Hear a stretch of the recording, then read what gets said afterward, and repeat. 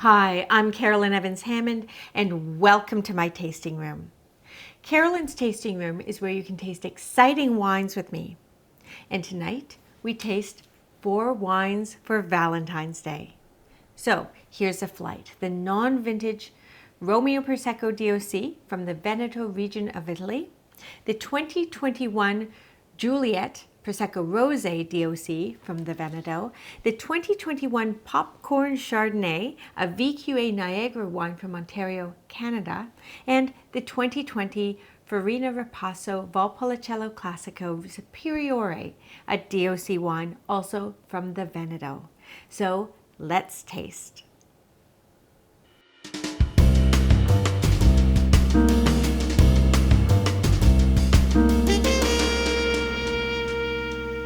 The first wine in our flight is Romeo Prosecco. Now this is a DOC wine. Prosecco is wildly on fire right now in popularity because the DOC standards have never been stricter. And that's why quality or value for money is really there for Prosecco. And this is a wine I really like. Now Romeo is perfect for Valentine's Day, but have a sip and let's see what it's all about. So first pour yourself a glass and take a look at the color. The color is sort of sunlit straw, very pretty, very pale, very bright. Now the brightness is important because when a wine is clear and bright, you know it's stable. It's important.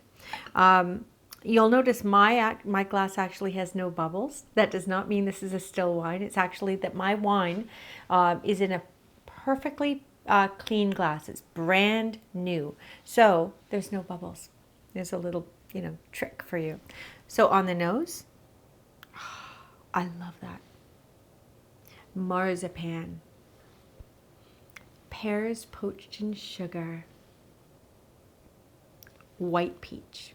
Perfect, fresh white peach. And maybe if sunlight had a scent, it's in there too. So have a sip and let's see what we're getting. Just let it sweep in. We're not going to get technical quite yet. There's the bubbles.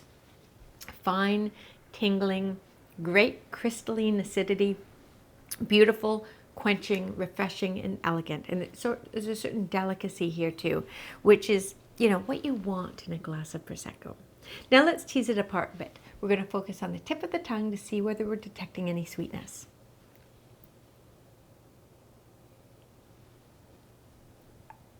More than you noticed when you first sipped, right? That's because on the tip of the tongue is where you can really detect sweetness. And this actually has 15 grams per liter of residual sugar. Between 12 and 17 grams is a threshold for an extra dry style of Prosecco, one with a kiss of sweetness. This has it, and this is indeed an extra dry style. So have another sip, focus on the size of the palate, and let's look at the acidity to see why we didn't realize that this was, as sweet as it is. When you let that wine go to the size of the palate, your mouth waters and you realize it's a high acid wine. So that high acid is in balance with the kiss of sweetness. There's tension there, but neither stand out. And that balance is what makes this wine so delicious. There's also no heat at the back of the palate because the alcohol is in perfect balance with the fruit. The alcohol on this bottle is 11.5%, so nice and low. You can enjoy a glass and not worry too much. And now let's just look at how the flavors are cascading. They should be echoing everything we found on the nose, but let's just see. Isn't that beautiful? It leads with fruit. So you're getting the pear first, then the peach, white peach, and then on the finish as it tapers, you're getting the candied nut, marzipan, maybe those wedding almonds, and a little bit of stony salinity too, which lends a bit of interest, a little bit of seriousness. This is a kind of wine that would be very versatile. You could pour it on its own, just by the fire or something, or before you go out to the evening. But you could also serve it with spicy food very well. Maybe spicy shrimp or maybe a spicy noodle dish. Yum.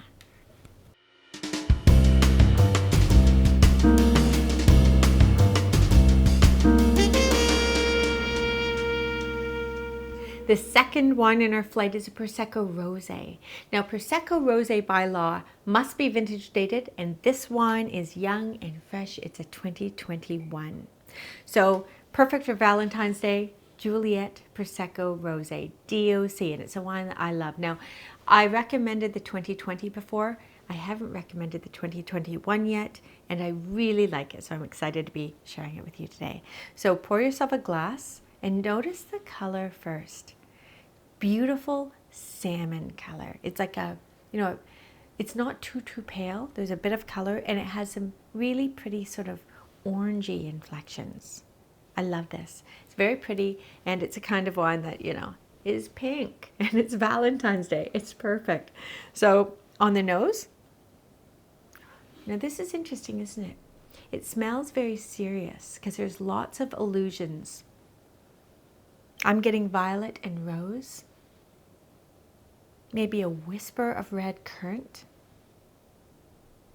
and underneath that, absolutely pear, but it's freshly sliced pear rather than pear poached in sugar. Like the last wine, this is also extra dry, but it's slightly drier than the Romeo. It has 13 grams per liter. So have a sip. We'll focus just on the tip of the tongue to see if we're detecting that sweetness that way. You notice that? And you notice it's not as sweet as the last wine on the tip of the tongue. And then we'll go to the sides of the palate and see how high the acidity is.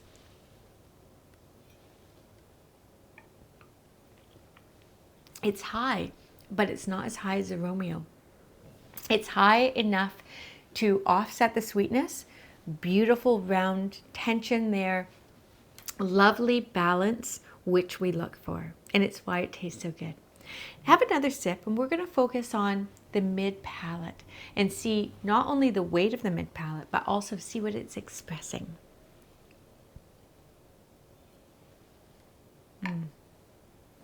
That's what I like about this wine is it's tightly wound. So there's lots of extract mid palate, and then it sort of cascades or fans out with all sorts of illusions. There's floral notes, violet and rose, like we found on the nose, but there's more going on than that.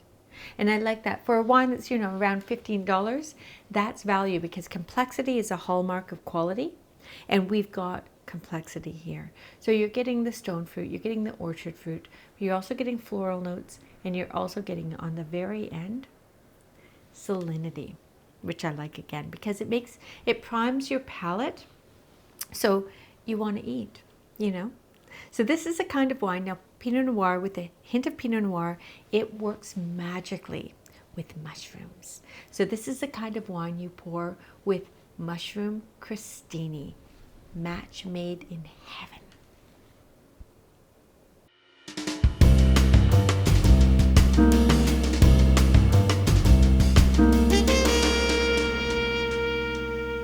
The third wine in our flight is a still white called Popcorn Chardonnay.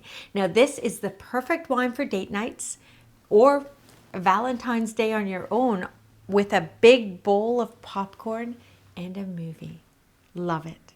It's also, though, a wine you can pour with something like fettuccine alfredo or even broiled lobster tails with drawn butter. And the reason for that is when you serve this wine with something that's rich, the acidity comes out. And use that as a backdrop to what we're tasting because I think you'll see where I'm going. So pour yourself a glass and take a look. The color is it is clear, it is bright, but it's also golden. And the reason for that is this spent time in American and French oak, and it shows in the glass. That's where that color is coming from. So give it a swirl and a sniff. What I love about that nose is there's lots going on. Initially, I smell, hot buttered popcorn, which is classic for wooded Chardonnay. A lot of wooded Chardonnay smell like that, which is why I'm sure the producer called this popcorn Chardonnay, but you're getting butter. You're getting, toasted popcorn. But there's more going on. Do you notice a lemon curd? Baked apple? Maybe a touch of buttercream? Makes you wonder whether it's going to be dry or sweet. So have a sip, focus on the tip of the tongue, and let's see.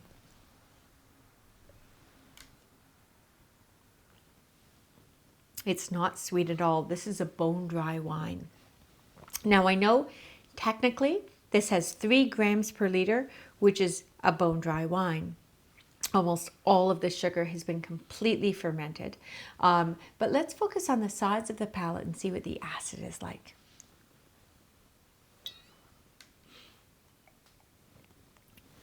Medium.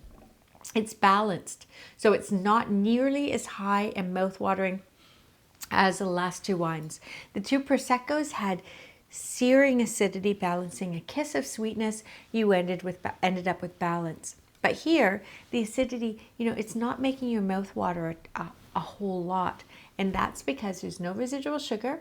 So there's just enough acidity to balance the wine.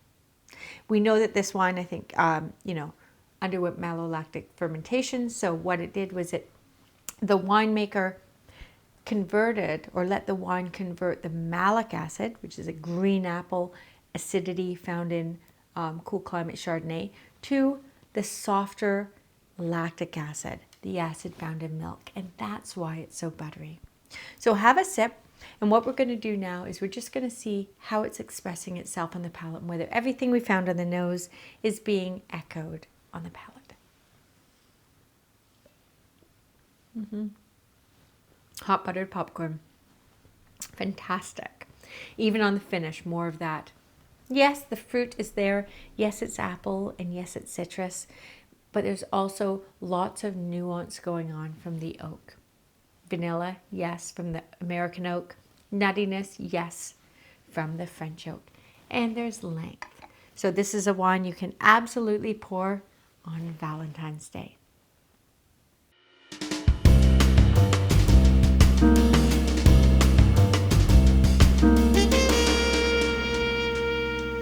The 4th one in our flight is red, and it's a baby Amarone. It's called a Ripasso. And a Ripasso is a baby Amarone because they make a young Valpolicella and then they repass that wine over the dregs used to make an Amarone. The result is more richness, more complexity, more value for money. This is a wine I think delivers great value for money. So pour yourself a glass and let's taste together. In the glass, first you'll notice great depth of color. The depth of color is, an ode basically to the concentration found in the glass. A young Valpolicella would be transparent. This is not. Give it a swirl and a sniff. Oh, isn't that great? This could not be anything other than Italian wine because Italian wine often tastes like, dark fruit, red and black fruit and earth. And you're getting that. Moist earth, freshly turned black earth, as well as black cherry and cassis, and a bit of toasted tobacco. Lots going on. You could go on and on. That's a fun game. With this wine, you can do that. Have a sip though, and we're going to let it sweep in and just see, if it's a satisfying sip.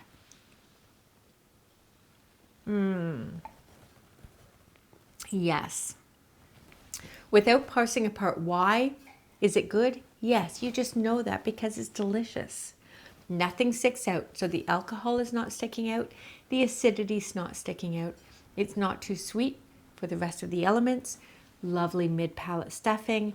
And it's cascading with different things we found on the nose. And it's lingering on the finish. Those are all the details as to why it's good. But is it tasty? Yes. That's just why. So this is the kind of wine you can absolutely serve at the table. I would love to serve this with pizza. I would also love to serve this with a pasta with a really good bolognese sauce. So good. So great Valentine's Day wine. But let's have a quick sip. And what we're going to do is see how, we talked about, just how balanced it is and why. But have a sip and let's see how it's expressing itself.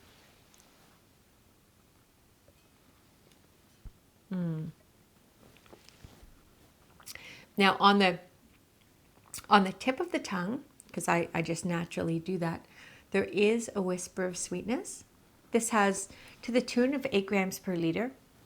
So it has some residual sugar, but you don't notice it when you're drinking it because it's so well balanced with the acidity.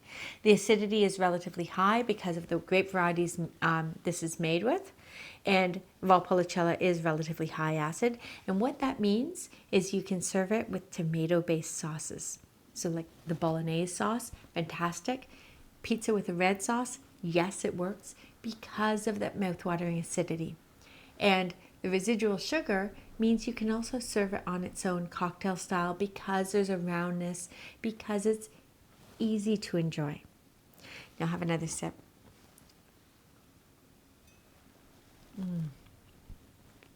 Sweet, yes. Savory, yes. So wonderful juxtaposition between, sweet crushed macerated berries and earthy, spicy notes from the wood that spent some time in Slovenian oak, and you know that because of those spicy notes. And on the finish, which lingers and lingers, you get the toasty oak notes. You get a little bit of salinity, yes, but more like brined black olives and a little bit of black peppercorn, maybe even pink peppercorn. Love this wine. Great for Valentine's Day.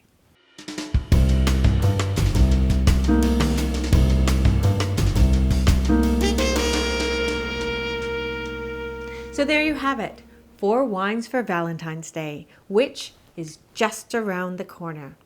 But these wines work for any date night. Which one did you like best? Let me know in the comments below, and don't forget to like and subscribe because I'm coming right back with another flight of delicious wines here in Carolyn's tasting room so you can drink better and learn how.